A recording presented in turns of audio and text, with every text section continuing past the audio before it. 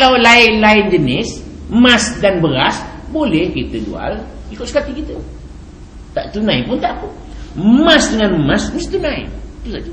Emas dengan duit bukan emas. Itu. Tanya saya, Ustaz, hadis sahih ke? Itu yang saya nolak tu. Saya dah buat ketik pada saya tu. Saya betul tak tahu Ustaz. Tanya buat apa? Sahih itu maknanya ada mengaji masalah hadis. Dia hadis sahih ada, hadis hasan ada, hadis maudhu ada, hadis mauquf ada, hadis mutawatir ada, hadis masyhur ada, hadis mu'an ada, hadis ahad ada, hadis wahid ada, hadis gharib ada. Itu dia dua tu tahu je. Jangan hanya diam-diam sudah lah. Tahu dua tu sahih ke dhaif. Tu. Pasal kita belajar pun ilmu hadis tu. Dhabit tu mana apa, siqah tu mana apa. Perkara itu. Jadi maknanya sekarang ni tentang balik-balik. Surah ini merupakan surah cabaran kepada orang-orang Quraisy yang minta berdamai. Nabi tak jawab. Apa-apa hal pun Nabi tak jawab. Ayat Quran turun baru Nabi jawab. Itu dia. Tengok orang ulama dulu pun begitu. Imam Syafi'i pun begitu. Imam Syafi'i kalau orang tanya soalan dia tak jawab.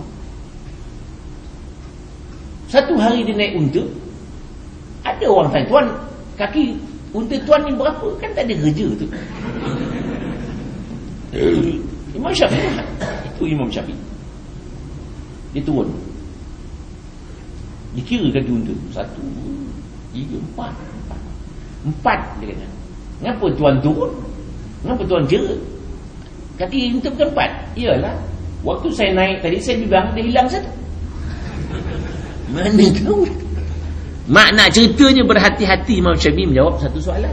Walaupun itu bukan hukum, itu benda. Kita pun kalau tengah naik tokar, berhenti tu. Tuan, Assalamualaikum, saya apa? Turun je tengok. Itu cara dia. Tadi ada orang tanya, semalam orang tanya saya. Dia kata, doktor kata anak awak ni tak ada tempurung kepala.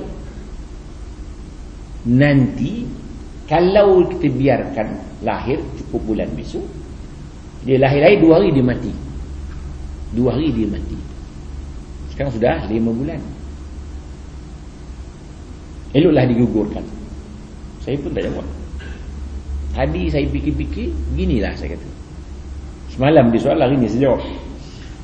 Gini, mati hidup dia itu sudah 5 bulan, sudah bernyawa. Kalau tergugurkan dia, kita mendahului Allah Ta'ala. Dia sudah bernyawa, bermakna kita sudah jenayah. Kalau nak mati lepas 2 bulan 2 hari dia lahir, itu soal Allah Ta'ala. Mengapa kita mendahului hukum Allah Ta'ala? Saya pun takut dia jawab. Nanti ustaz dia kata bila nak keluar besok kembali tak ada. Mana nak keluar tu? Yalah, kan orang mudah dia kan boleh operate, kan mudah. Susah juga. Jadi tak jadi operate lah. Satu hari dulu, dalam 4-5 tahun dulu, satu orang jumpa saya juga. Dia kata anak saya ni cacat. Doktor kata 1/100,000. Kalau cacat, suami isteri dia tanya, kalau cacat ustaz, dia kata, saya anak ramai, saya akan tinggalkan tanggungjawab pada anak-anak yang lain. Kelang kabut nak jaga anak cacat ni. Mana dia nak suruh saya bagi hukum boleh? Itu soalan. Macam-macam alasan lah. Susahlah, begitulah. Doktor kata elok gugurkan saja. Saya kata cacat ni bukan kerja kita. Kalau cacat pun anak kita juga. Ini anugerah Allah Subhanahu Wa Taala. Serahlah kepada Allah Taala. Itu doktor kata. Belum tahu Allah Taala kata lagi. Dia reda sikit lah. Lahir budak elok, sampai sekarang seorang 4-5 tahun umur dia. Saya dah sekolah lah baru itu. Itu maka kita jangan cepat. Doktor itu ilmu dia setakat itu. Ilmu Allah Ta'ala itu lebih daripada itu. Itu kena ingat. Jangan mendahului ilmu Allah Ta'ala. Itu kesan-kesan itu. Jangan cepat-cepat. Saya pun takut nak buat hukum. Ini masalah. Pasal hukum ni kalau haram, haram lah. Kalau harus, harus. Tak boleh yang harus kata haram, memang tak boleh. Yang haram kata harus, lagi tak boleh. halam lagi tak boleh. Begitulah. Maka permohonan orang-orang Arab Quraisy tadi minta Nabi berdamai tukar-tukar tahun ni, turun firman Allah ini, qul ya ayyuhal kafirun. Wahai orang-orang kafir. Mengapa disebut orang kafir? Ini sebagai penghinaan kepada orang kafir.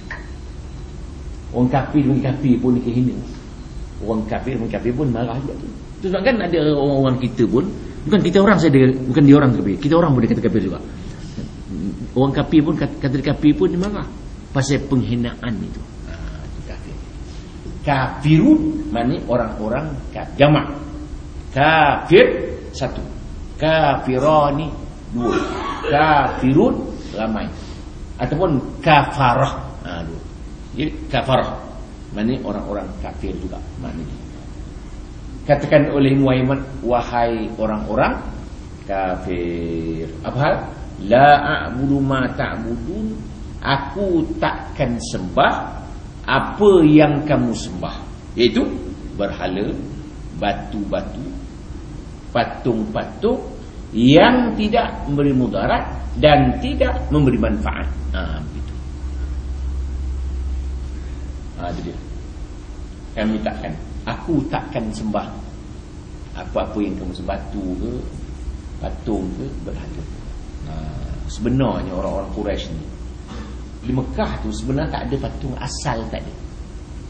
Entah macam mana orang Mekah ni pergi berjalan sampai tempat lain, dia nampaknya tempat lain tu ada orang nyembah patung, itu ditiru balik tu. Asal tak. Entah macam mana silap ditiru tempat lain, ditiru. Dia suka meniru. Padahal dia tak tahu ke batu tu tak ada boleh buat apa. Kalau patung jatuh longkang, jatuh tak bangun. Di zaman Nabi ada satu seorang orang kafir ni, anak Islam lelaki tiga-tiga, dia seorang tak. Patung dia besar, dia buat patung kat rumah dia tu. Malam-malam dia tidur, anak campak dalam tempat najis tu. Pagi aku tengok, mana Tuhan aku hilang. Tuhan dia hilang, jatuh dalam tempat najis tu. Cari, dia ambil balik, dibasuh, dimandi Tuhan. Tuhan masuk tandas tak bangun. Letak balik. Malam garang nak curi lagi, campak balik. Lama terfikir, Tuhan aku tak boleh buat apa je tu. Dah masuk dalam najis tak bangun, tak bau ke dia? Saya lupa cerita dia tu, dia masuk Islam atau tidak. Rasanya masuk dia tu. Tu dia. Setelah anak campakkan. Begitulah. Begitulah.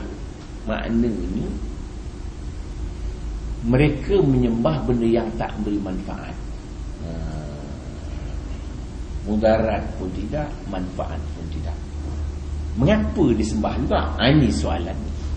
Kerana sudah menjadi tradisi, turun temurun. Saya pun tanya orang India tu. Saya tanya India. Saya kata, yang awak bersembah patung yang tak boleh buat apa tu pasal itu? Encik, ini orang tua-tua.